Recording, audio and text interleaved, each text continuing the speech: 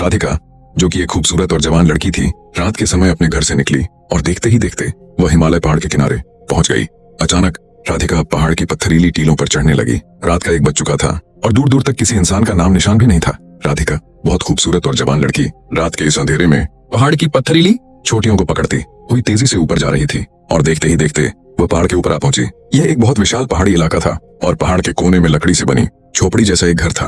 अब यह जवान और खूबसूरत लड़की उस झोपड़ी की तरफ बढ़ने लगी। रात अपने पूरे चरम पर थी और अंधेरा हर तरफ छाया हुआ था। राधिका पहाड़ के ऊपर चलते चलते अब उस झोपड़ी के बाहर आकर खड़ी हो गई। झोपड़ी का दरवाजा बंद था। तभी राधिका ने दरवाजे के एक सुराख से अंदर झांका और फिर अचानक सीधी खड़ी हो गई। और इससे पहले कि वह दरवाजा बजाती, अचानक राधिका अपने आप को देखने लगी। तभी राधिका ने अपने पर्स से एक शीशा निकाला और अपने बाल संवारने लगी। फिर अपने आप को ऊपर से नीचे तक देखने लगी। अपने कपड़ों को ठीक करने लगी ताकि वह बहुत प्यारी और अच्छी लगे। जब उसे यकीन हो गया कि वह बहुत खूबसूरत लग रही है और उसकी जवानी भी अपने चरम पर है, अब देखते ही देखते राधिका ने उस झोपड़ी का दरवाजा खटखटाना शुरू कर दिया। खट खट खट। राधिका लगातार दरवाजा पीटने लगी और वह एक ही समय अपने आप को संवारने में लगी थी। अचानक झोपड़ी का दरवाजा एकदम से खुला और अंदर से लगभग 80 साल का बूढ़ा रामदास बाहर आया। जैसे ही उसने राधिका की तरफ देखा, वह उसे देखता ही रह गया और राधिका को देखकर एकदम मदहोश हो गया। तभी राधिका ने कदम उसकी ओर बढ़ाए और उसकी आंखों में देखते हुए मुस्कुराने लगी। रामदास। इससे पहले कि कुछ पूछता, राधिका उसके बहुत करीब आकर खड़ी हो गई और रामदास भी जैसे किसी और ही दुनिया में चला गया। तभी राधिका एकदम से बोली, मैं इस पहाड़ में अपने घर वालों के साथ घूमने के लिए बहुत दूर से आई थी। वो मुझे यहाँ भूल कर चले गए हैं। क्या आज की रात तुम मुझे अपने साथ अपनी झोपड़ी में रख सकते हो? रामदास ने जैसे ही राधिका की यह बात सुनी, वह एकदम दिल ही दिल में मुस्कुराने लगा। इतनी जवान और खूबसूरत लड़की को देखकर उसके दिल की धड़कन तेज होने लगी। रामदास बिना बोले और कुछ पूछे बिना राधिका के बिल्कुल पास आकर उसे ऊपर से नीचे तक घूरने लगा और उसके चारों तरफ चक्कर काटने लगा। राधिका ने देखा तो बोली, क्या हुआ? क्या देख रहे हो? रामदास अब उसके बिल्कुल पीछे आकर खड़ा हो गया। राधिका के चेहरे पर भी एक मुस्कुराहट थी जिसे वह खुद जानती थी। लेकिन तभी राधिका ने अचानक मुड़कर रामदास की तरफ अपना चेहरा कर लिया और बोली, हाँ, क्या सोचा आज की रात मुझे सदा सलामत रखोगे? रामदास ने जब ये शब्द सुने तो वह जैसे दीवाना हो गया।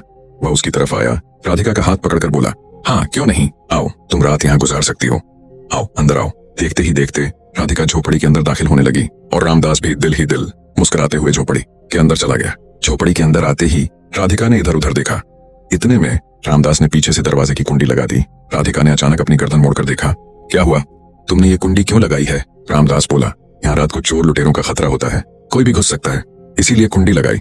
रामदास बोला। राधिका एक पल के लिए मुस्कुराई और बोली, ओह अच्छा। झोपड़ी में 2 कमरे थे। तभी राधिका एक कमरे से दूसरे कमरे में गई और बोली, मुझे कहाँ सुलाओगे? रामदास हंसते हुए बोला, जहाँ तुम्हारा दिल करे सो जाओ। राधिका ने कहा, ठीक है, एक कमरे में तुम सो जाओ और दूसरे में मैं सो जाती हूँ।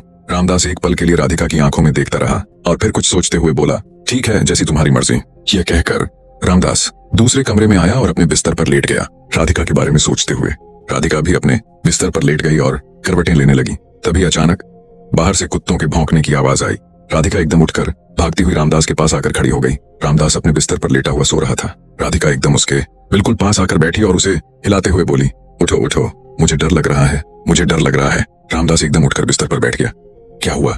क्या हुआ? राधिका ने कहा, वहां नहीं सोना, मुझे डर लग रहा है, मैं यहीं तुम्हारे साथ इसी कमरे में सोना चाहती हूँ। जब रामदास ने राधिका को अपने इतना करीब बैठा देखा और उसकी यह बात सुनी तो वह दिल ही दिल खुश होने लगा। राधिका भी रामदास की आंखों में देखते हुए मुस्कुराने लगी। तभी रामदास ने कहा, लेकिन यहाँ तो एक ही बिस्तर है, तुम कहाँ सोओगी? मगर राधिका कुछ न बोली और अचानक रामदास का बाजू पकड़ते हुए बोली, जल्दी उठो, आओ बाहर पहाड़ में चलते हैं, मेरा दम घुट रहा है। रामदास ने जब यह देखा तो उसकी सांसें तेज हो गईं और वह एकदम उठ गया। चलो चलो, मैं तुम्हें बाहर ले चलता हूँ। राधिका ने रामदास का हाथ पकड़ लिया और वह उसे बाहर पहाड़ में ले गई। रात पूरी तरह से काली हो चुकी थी और राधिका और रामदास हाथ में हाथ डाले उस सुनसान पहाड़ के ऊपर चलने लगे। चलते चलते अब वे एक पत्थरीली चट्टान के पास पहुंचे जहाँ नीचे सैकड़ों फीट गहराई थी। राधिका उस पत्थरीली चट्टान पर खड़ी होकर रामदास की तरफ देखती हुई बोली, देखो मैं तुम्हें खूबसूरत लग रही हूँ ना, बताओ कैसी लगी हूँ मैं तुम्हें? रामदास ने जब राधिका की यह बात सुनी तो आंखें फाड़ फाड़ कर राधिका को देखने लगा और अचानक उसकी तरफ बढ़ने लगा। राधिका ने एक खास अदा में कहा, क्या हुआ, बताओ कैसी लगी हूँ मैं? रामदास के दिल में खुशी फूटने लगी। उसे समझ में आने लगा कि राधिका क्या कहना चाह रही है। अचानक रामदास राधिका के करीब आया और एकदम उसे गोद में उठा लिया और बोला, चलो अंदर चलते हैं, तुम बहुत खूबसूरत हो, बहुत प्यारी हो। राधिका मुस्कुराने लगी और रामदास की तरफ देखती रही। रामदास गोद में राधिका को उठाए झोपड़ी की तरफ जाने लगा। वह झोपड़ी के पास पहुंचने ही वाला था कि अचानक उसके जहन में कुछ सोचकर वहीं रुक गया। उसने राधिका को गोद से नीचे उतारा और खड़ा कर दिया। फिर उसे ऊपर से नीचे तक चारों तरफ से घूरने लगा और बोला, पहले बताओ तुम कौन हो? ये सब इतनी जल्दी कैसे मुमकिन है? मुझे यकीन नहीं आ रहा। राधिका ने जब ये सुना तो उसके दिल की धड़कन तेज हो गई। वह करीब आकर रामदास की आंखों में देखते हुए बोली, बताया तो था, मेरे घर वाले मुझे यहाँ भूल कर चले गए हैं, और कोई बात नहीं, तुम क्यों शक कर रहे हो? तभी रामदास ने एक बार फिर राधिका के चेहरे को ऊपर से नीचे तक देखा और बोला, हाँ। राधिका भी मुस्कुराने लगी। तभी रामदास बोला, आओ, रात हो गई है, चलो अंदर जाकर सोते हैं। राधिका ने कहा, इतनी जल्दी क्यों? आओ, पहले पहाड़ में थोड़े मजे कर लेते हैं। रामदास मुस्कुराया और बोला, चलो आओ चलते हैं। रामदास और राधिका एक बार फिर हाथ पकड़े अब उस पहाड़ के दूसरे रास्ते से नीचे की तरफ जाने लगे। रात अपने आखिरी पैर पर थी और आसमान अंधेरे में लिपट चुका था। तभी रामदास को पहाड़ के किनारे पर एक गुफा दिखाई दी। रामदास ने जब गुफा की तरफ देखा तो खुशी से झूम उठा और अचानक राधिका का हाथ पकड़कर बोला, आओ इस गुफा के अंदर चलते हैं। राधिका ने कहा, नहीं, इस वक्त अंधेरा होगा गुफा के अंदर। रामदास बोला, आओ ना। और देखते ही देखते रामदास और राधिका पहाड़ के किनारे पर मौजूद उस अंधेरी गुफा के करीब पहुंच गए। रामदास दिल ही दिल मुस्कुराकर बोला, चलो तुम गुफा के अंदर जाओ, आओ। राधिका ने इधर उधर देखा और फिर गुफा के अंदर जाने लगी। रामदास भी उसके पीछे पीछे गुफा के अंदर दाखिल हो गया। ये एक लंबी सुरंगनुमा गुफा थी और अंदर की जगह बहुत तंग थी। राधिका गुफा के अंदर इधर उधर देखती हुई आगे बढ़ रही थी और रामदास भी उसके पीछे पीछे आ रहा था। अचानक रामदास चलते चलते एक जगह पर रुक गया जहाँ बहुत ज्यादा अंधेरा था और वहाँ एक ऊंचा सा पत्थर पड़ा हुआ था जिस पर लेटने की जगह मिल सकती थी। रामदास ने मन ही मन कुछ सोचा और राधिका से कहा, तुम काफी थक गई होगी तो इस पर थोड़ा लेटकर आराम करो। राधिका मुस्कुराते हुए बोली, हाँ, काफी थक गई हूँ। देखते ही देखते राधिका उस बड़े पत्थर पर चढ़कर लेट गई। रात अपने पूरे चरम पर थी और रामदास तथा यह जवान राधिका पहाड़ के अंदर एक गुफा में मौजूद थे। तभी रामदास राधिका के पास आने लगा। राधिका समझ गई थी कि रामदास अब उसे पसंद करने लगा है। तभी रामदास राधिका के बहुत करीब आ गया। राधिका तुरंत खड़ी हुई और बोली, चलो आओ झोपड़ी चलते हैं। ये जगह बिल्कुल ठीक नहीं है, बहुत खतरनाक लग रही है। रामदास ने कहा, अच्छा इतनी जल्दी? चलो फिर। अब रामदास और राधिका उस गुफा से निकलकर बाहर आ गए और पहाड़ पर चढ़कर झोपड़ी की तरफ जाने लगे। रात अपने पूरे आलम पर थी और पहाड़ अंधेरे में लिपटा हुआ था। रामदास और राधिका अब झोपड़ी के दरवाजे पर पहुंचे। जैसे ही राधिका झोपड़ी के दरवाजे के करीब आई वह अचानक रुक गई। रामदास पीछे से आया और राधिका के बिल्कुल पीछे खड़ा हो गया। तभी राधिका एकदम अपने कपड़े झाड़ने लगी। अरे मेरे कपड़ों में कुछ चला गया है, मेरे कपड़ों में कुछ चला गया है। रामदास ने कहा, क्या हुआ, क्या हुआ? राधिका ने जोर से अपने हाथ से कहा, मेरे कपड़ों में बहुत कीचड़ लग गया है। क्या हुआ रामदास? रामदास राधिका के करीब आकर उसके कपड़े झाड़ने लगा। राधिका दिल ही दिल मुस्कुराने लगी और बोली, तुम 1 मिनट यहीं रुक जाओ, मैं अंदर जाकर कपड़े झाड़ लेती हूँ। रामदास राधिका को देखता रहा और देखते ही देखते राधिका झोपड़ी के अंदर चली गई और उसने कुंडी लगा ली। अब राधिका ने अचानक झोपड़ी में चारों तरफ देखना शुरू कर दिया और वह इधर उधर चीजों को देखने लगी। कुछ देर बाद वह झोपड़ी से बाहर आई मुस्कुराती हुई और आकर रामदास के पास खड़ी हो गई। रामदास ने कहा, हाँ क्या निकला? राधिका मुस्कुराकर बोली, कुछ नहीं था, ये कपड़े ही मुझे तंग कर रहे थे। अगर तुम्हारे पास कोई लड़की का सूट है तो वो मुझे दे दो, मैं पहन लेती हूँ। रामदास ने जब यह सुना तो उसके दिमाग में जैसे झटका सा लगा। वह राधिका को देखने लगा और बोला, मेरे पास लड़की का सूट कहाँ से आएगा? कौन हो तुम? मेरे पास कहाँ से आई? राधिका ने मुस्कुराकर कहा, मैंने तो वैसे ही कहा था, ये कपड़े मुझे तंग कर रहे थे, शायद किसी का पुराना सूट पड़ा होगा। रामदास उसके करीब आया और बोला, अच्छा रुक देखता हूँ। रामदास झोपड़ी के एक कोने में गया और अलमारी से लड़कियों का एक लाल रंग का जोड़ा निकाला और राधिका के हाथ में पकड़ा दिया। राधिका ने वह सूट देखा तो उसकी धड़कन तेज हो गई। रामदास मुस्कुराकर बोला, लो, पुरानी चीजें लोग अपनी दे जाते हैं, शायद किसी ने यह सूट दे दिया होगा, मैं फिर इसे बेचकर अपना खाने पीने का सामान ले आता हूँ। राधिका बोली, ओह अच्छा ठीक है, मैं इसे पहन कर आती हूँ। राधिका ने वह लाल रंग का सूट लिया और दूसरे कमरे में जाकर कपड़े बदलने लगी। रामदास ने जल्दी से अलमारी बंद की, बैठ गया और सोचने लगा। दिल ही दिल में वह कहने लगा, लड़की तो बहुत खूबसूरत और प्यारी है, मैंने इसे सूट दे दिया, क्या सही किया? कुछ होना तो चाहिए। तभी राधिका वह लाल सूट पहनकर रामदास के पास आई और बिल्कुल उसके करीब खड़ी हो गई। रामदास ने जब राधिका को देखा तो वह उसे देखता ही रह गया। राधिका बेहद खूबसूरत दिखाई दे रही थी। राधिका भी रामदास की आंखों में देखते हुए बोली, वाह बहुत प्यारा सूट है। रामदास के चेहरे पर एक मुस्कान आ गई और वह राधिका के करीब आकर बोला, इसमें तो तुम बिल्कुल चांद की तरह दिखाई दे रही हो, तुम बहुत खूबसूरत हो। राधिका यह सुनकर हल्की सी मुस्कान के साथ बोली, अच्छा तुम भी बहुत अच्छे हो। जब रामदास ने यह सुना तो वह खुश हो गया और बोला, चलो आओ अब सो जाएं, रात काफी हो गई है। राधिका बोली, लेकिन मुझे बहुत भूख लग रही है, कुछ खाने को मिलेगा? रामदास राधिका की आंखों में देखते हुए तुरंत उठ खड़ा हुआ और तेजी से झोपड़ी के कोने की ओर भागा। वहां रखी एक टोकरी से उसने एक रोटी उठाई और राधिका के हाथ में थमा दी। राधिका ने रोटी पकड़ी और रामदास को देखते हुए जल्दी जल्दी खाने लगी। रामदास राधिका को हैरानी से देख रहा था। तभी राधिका ने कहा, क्या हुआ, ऐसे क्यों देख रहे हो? रामदास बोला, तुम बहुत प्यारी लग रही हो और अब इंतजार नहीं होता।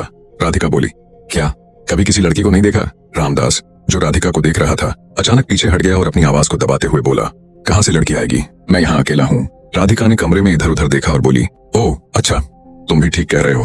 तभी राधिका की नजर कमरे के कोने में पड़े लड़कियों के जूतों पर पड़ी। वह उठकर वहां गई और एक जूता हाथ में उठाकर हैरानी से बोली, यहाँ ये क्या कर रहा है? रामदास थोड़ा घबरा गया फिर राधिका के करीब आया और बोला, मैंने कहा था ना, लोग अपनी पुरानी चीजें दे जाते हैं। राधिका ने कहा, अच्छा अच्छा। राधिका ने वह जूता वहीं रख दिया और दूसरे कमरे में चली गई। रामदास भी उसके पीछे पीछे दूसरे कमरे में गया और उसके पीछे खड़ा हो गया।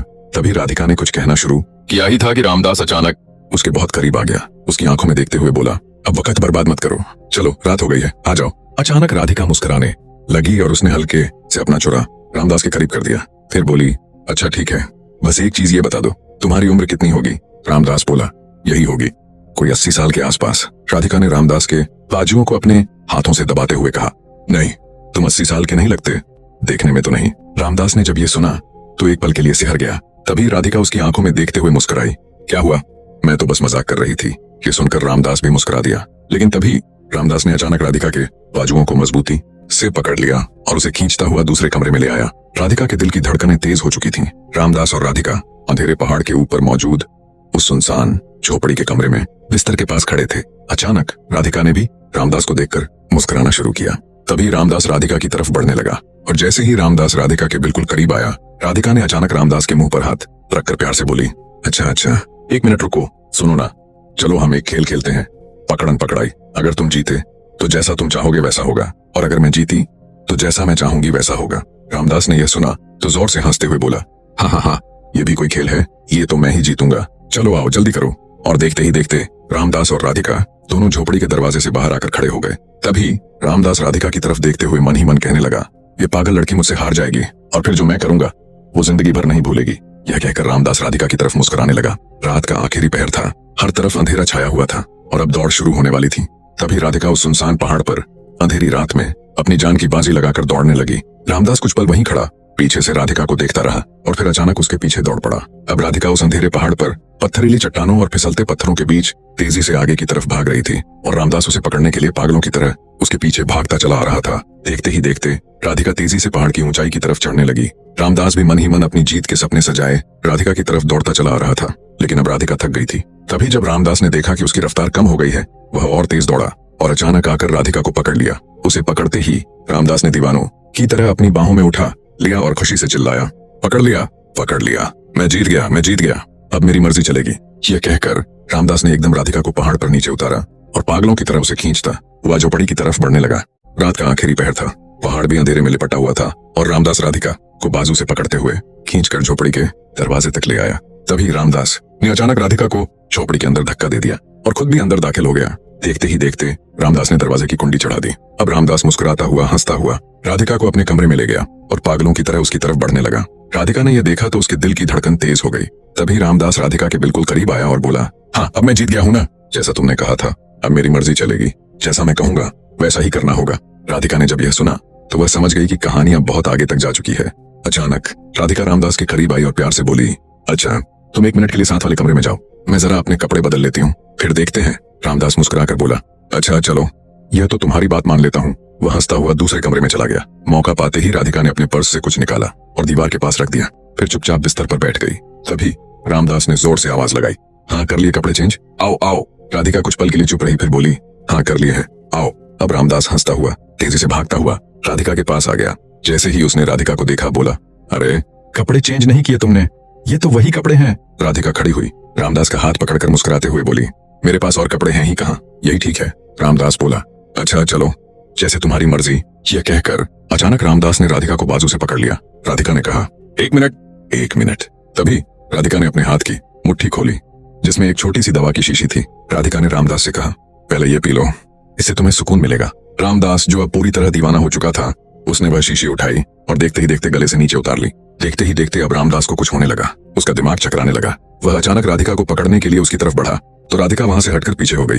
रामदास फिर राधिका की तरफ बढ़ा और उसकी कलाई पकड़ ली। अब नशे में डूबा रामदास बड़बड़ाने लगा, बहुत खूबसूरत हो तुम, तेरी जैसी खूबसूरत पहले कोई नहीं आई, जा। राधिका ने यह देखा कि नशे का असर होने लगा है तो मुस्कुराते हुए बोली, झूठ बोलते हो तुम, आई होगी मुझसे भी ज्यादा खूबसूरत कोई। रामदास बोला, नहीं, जितनी भी आई है तुमसे कम खूबसूरत ही थी, तुम तो आफत हो, आफत। राधिका मुस्कुराकर रामदास की आंखों में देखते हुए बोली, फिर झूठ। रामदास अब नशे में तोते की तरह फड़फड़ाते शब्दों में बोला, यकीन से कहता हूँ कोई भी लड़की तुम्हारे मुकाबले की नहीं थी। तभी राधिका ने मौका पाते ही कहा, फिर तुमने उन लड़कियों का क्या किया? रामदास जो राधिका का दीवाना हो चुका था और उस पर उस दिव्य सी खास दवा का नशा सवार था, चूमता हुआ बोलने लगा, वही क्या, हाँ हाँ हाँ। रामदास हंसते हुए एक एक कर सच राधिका को बताने लगा कि कैसे वे मासूम और मासूम सी लड़कियां जो अपनी अपनी मजबूरियों का हल ढूंढने के लिए उसके पास आती रहीं। वह उन्हें कैसे अपना निशाना बनाकर बाद में अन्य देशों में सप्लाई करता रहा। रामदास ने अपने सारे राजपाश कर दिए थे और अचानक राधिका की तरफ बढ़ने लगा। राधिका का अभी एक और काम बाकी था। उसने हंसते हुए रामदास को देखा और फिर बोली, तुम तो एक बूढ़े हो जो कि एक अच्छा इंसान होता है, फिर तुम ये सब क्यों करते हो? रामदास जोड़ जोड़ कर हंसा। दवा का नशा उसके दिमाग पर छाया हुआ था और वह बोला, मैं बूढ़ा हूँ। मैंने तो सिर्फ बूढ़े का भेष इसलिए बदला हुआ है ताकि मैं अपना काम आसानी से कर सकूं और तुम जैसी खूबसूरत लड़कियों को निशाना बनाकर दूसरे देशों में सप्लाई कर सकूं। ये कहते ही उसने अचानक राधिका को बाहों से पकड़ते हुए कहा, अब तुम्हारी बारी है। तभी राधिका ने एक जोरदार थप्पड़ उसके मुंह पर मारा और वह चकराता हुआ जा गिरा। वह फिर उठा और भागते हुए राधिका को पकड़ने लगा। राधिका ने एक और थप्पड़ उस भेषधारी व्यक्ति के मुंह पर दे मारा और वह चकराते हुए वहीं पीछे गिर पड़ा। और तब राधिका ने अपने कपड़ों के साथ लगे छिपे हुए बटन दबाए। देखते ही देखते कमांडो टीम वहां पहुंच गई और उन्होंने उस भेषधारी व्यक्ति रामदास को वहीं जमीन पर दबोच लिया। अचरज में रामदास भेषधारी का वेश बनाए व्यक्ति चिल्लाया, ये मुझे बूढ़े को नहीं पता क्या क्या कह रही है।